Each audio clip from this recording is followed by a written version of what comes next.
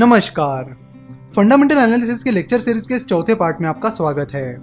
पिछले पार्ट में हमने मैनेजमेंट एनालिसिस करने के लिए जो चीजें चेक करनी होती हैं उनके बारे में बात की थी। तबीयत खराब होने की वजह से उस वीडियो को हमें आधे में ही छोड़ना पड़ा था, तो आज हम उस वीडियो को कंटिन्यू करेंगे और मैनेजमेंट एनालिसिस करने के लिए जो जरूरी चीजें होती है उनके बारे में विस्तार में चर्चा करेंगे। पिछले पार्ट में हमने कॉन्फ्रेंस कॉल्स, ग्लासडोर पर एम्प्लॉयज के रिव्यूज, मैगजीन्स और कंपनी से जुड़े मुख्य व्यक्तियों के इंटरव्यूज, इन सब के बारे में बात की थी। और आज हम कंटिन्यू करेंगे मनी लाइफ मैगजीन से। मनी लाइफ एक ऐसी मैगजीन है जो रेगुलरली फ्रॉडुलेंट एक्टिविटीज और स्कैम्स कवर करती है।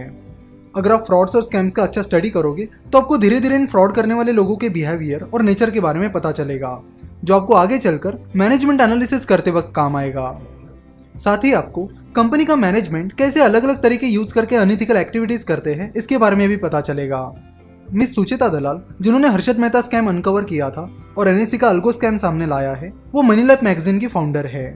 तो यहाँ पर आपको फिलहाल चल रहे कई सारे फाइनेंशियल फ्रॉड्स के बारे में पता चलेगा।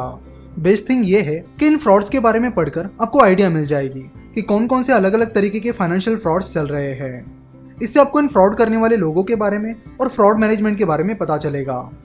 फिर आपको इन फ्रॉड करने वाले लोग या मैनेजमेंट का एनालिसिस करना होगा और उनके बिहेवियर यानी स्वभाव को परखना होगा। इस चीज पर आपको डीप स्टडी करना होगा कि फ्रॉड करने वाले लोग कैसे बात करते हैं, मीडिया के सामने अपने आप को कैसे दिखाते हैं, एटसेट्रा एटसेट्रा। बिजनेस में ज्यादातर सक्सेसफुल लोग जिन्होंने अपने बिजनेस को बहुत सक्सेसफुल बनाया है वो बहुत ही हम्बल होते हैं। चाहे आप मिस्टर वॉरेन बफेट को देख लो, mister Bill Gates, mister Jack Ma, mister JRD Tata, mister Ratan Tata, mister Azim Premji, mister Radhakishan Damani etcetera, इन्हें देख लो। ये सारे लोग बहुत ही हम्बल हैं और ये पता करने के लिए आपको कोई बड़ा एनालिसिस करने की जरूरत नहीं पड़ती है।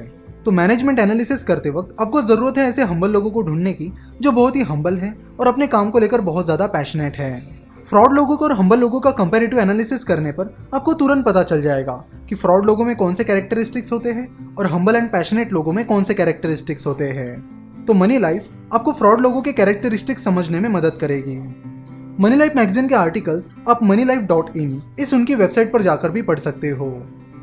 अब हम मैनेजमेंट एनालिसिस का जो बेहतरीन तरीका है उसके बारे में बात करेंगे। मैनेजमेंट एनालिसिस का एक बेहतरीन तरीका ये है कि कंपनी के एम्प्लॉयज से कंपनी के मैनेजमेंट के बारे में इंफॉर्मेशन हासिल करना। आप उस कंपनी के एम्प्लॉय से मिलकर या उन्हें कॉन्टैक्ट करके उस कंपनी के मैनेजमेंट के बारे में जान सकते हो। वैसे कंपनी के बहुत सारे एम्प्लॉयज को उस कंपनी के मैनेजमेंट के बारे में इन डेप्थ जानकारी होती है और कई बार उन्हें यह भी पता होता है कि कंपनी का मैनेजमेंट क्या क्या अच्छी या फ्रॉड एक्टिविटीज करता है। फॉर एग्जाम्पल, एक बार मैं ऐसी ही छोटी सी स्टील कंपनी का एनालिसिस कर रहा था और उसका मैनेजमेंट एनालिसिस करने के लिए मैंने उस कंपनी के एक एम्प्लॉय को लिंक्डइन पर कॉन्टैक्ट किया और उनसे उस कंपनी के मैनेजमेंट के बारे में पूछा। तो उन्होंने बताया कि उस कंपनी का मैनेजमेंट क्या क्या हरकतें करता है। उन्होंने बताया कि कंपनी के प्रमोटर्स की कई सारी कंपनीज है और वो हमेशा नए नए तरीके निकालते हैं जिससे इस स्टील कंपनी का पैसा उन कंपनीज में चला जाए। जैसे कि स्टील कंपनी का एक प्लांट जिस जगह पर है वो जगह प्रमोटर्स की ही किसी कंपनी की है और फिर ये स्टील कंपनी वहां पर बहुत ही लिमिटेड जगह यूज करती है। तो जितनी जगह वो स्टील कंपनी यूज भी नहीं करती है उसका भी रेंट वो उस प्रमोटर की कंपनी को बढ़ा चढ़ा कर देती है। और ऐसे दो और किस्से उन्होंने मुझे सुनाए, जिसके बाद हमने उस कंपनी का एनालिसिस वहीं पर रोक दिया और अपना टाइम और पैसा वेस्ट होने से बचा लिया। हाल ही में मैं बंधन बैंक का एनालिसिस कर रहा था और उसी सिलसिले में उनकी सर्विस कैसी है और उस जैसी बाकी चीजों को जानने के लिए मैं अकाउंट खोलने के लिए बंधन बैंक के एक सेल्स एग्जीक्यूटिव और मैनेजर से मिला। तब बातों बातों में मैंने उनसे पूछ लिया कि बंधन बैंक के कल्चर पर और बंधन बैंक के मैनेजमेंट पर उनके क्या विचार है। उन्होंने मुझसे कहा कि वो पहले HDFC और इंडसइंड बैंक में काम कर चुके हैं पर बंधन बैंक का कल्चर बहुत ही अलग है। उन्होंने आगे कहा कि बंधन बैंक की ज्यादातर ब्रांचेस रूरल यानी ग्रामीण एरियाज में हैं। एग्जाम्पल के तौर पर उन्होंने मुझे बताया कि एक बार वो ब्रांच विजिट करने के लिए बंधन बैंक की एक रूरल एरिया की ब्रांच में गए थे और तब वहां पर उन्हें बहुत ही यूनिक चीजें देखने मिली। वहां के कर्मचारी कस्टमर्स को दीदी दीदी करके और भैया भैया करके पुकारते हैं और पहली बात तो वो कस्टमर्स के साथ अच्छी बॉन्डिंग बना लेते हैं और उनका विश्वास जीत लेते हैं।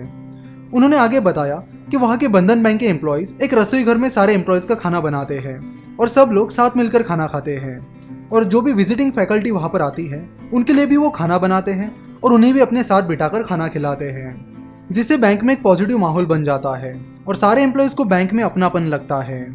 बंधन का जो माइक्रो फाइनेंस बिजनेस है वो भी इसी तरह से चलता है। उनके माइक्रो फाइनेंस बिजनेस का लोन रिपेमेंट कलेक्शन वो डेली बेसिस पर करते हैं, यानी लोन देने के बाद डेली वो एक फिक्स्ड अमाउंट उनसे कलेक्ट करते हैं। जैसे EMI मंथली होता है उसी तरह ये डेली कलेक्शन करते हैं। उन्होंने बताया कि कस्टमर्स और एम्प्लॉयज के बीच इतनी अच्छी बॉन्डिंग बन जाती है कि कोई दीदी अगर किसी दिन अपना काम ठीक से ना चलने की वजह से अगर उस दिन इंस्टॉलमेंट पे नहीं कर पाती है तो वो उस कलेक्शन करने वाले एम्प्लॉय से कहती है कि मैं आपको खराब काम की वजह से आज का पेमेंट नहीं कर सकती, मैं कल आपको आज का और कल का ऐसे दोनों पेमेंट्स कर दूंगी। तो उनके कहने का मतलब था कि बंधन बैंक का कल्चर बहुत ही सिंपल और पॉजिटिव है। साथ ही उन्होंने कहा कि बंधन बैंक का मैनेजमेंट भी बहुत सपोर्टिव है। एक्चुअली मैं पहले ही बंधन the making of a bank ये बुक पढ़ चुका था, जिसमें बताया गया है कि बंधन कैसे शुरू हुई और उनकी शुरुआत से लेकर अभी तक का सफर इस बुक में बताया गया है, जिसे पढ़कर मुझे बंधन बैंक के मैनेजमेंट के बारे में एक अच्छी आइडिया आ गई थी। सो जब वो बंधन बैंक के एम्प्लॉयज मुझे बंधन बैंक के मैनेजमेंट के बारे में बता रहे थे तब मुझे ऐसा लग रहा था जैसे मैं बंधन the making of a bank इस बुक की समरी सुन रहा हूँ।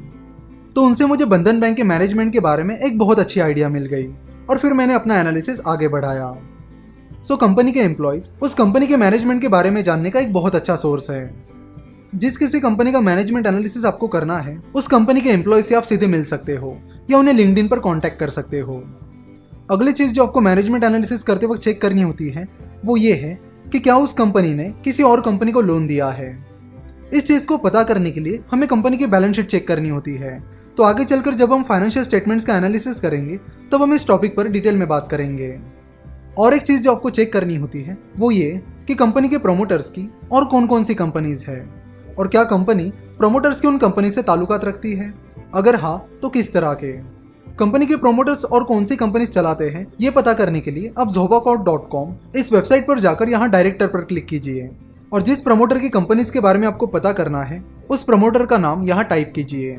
कई बार प्रमोटर्स अपनी वाइफ या बेटा या बेटी के नाम पर अपनी कंपनीज बनाते हैं।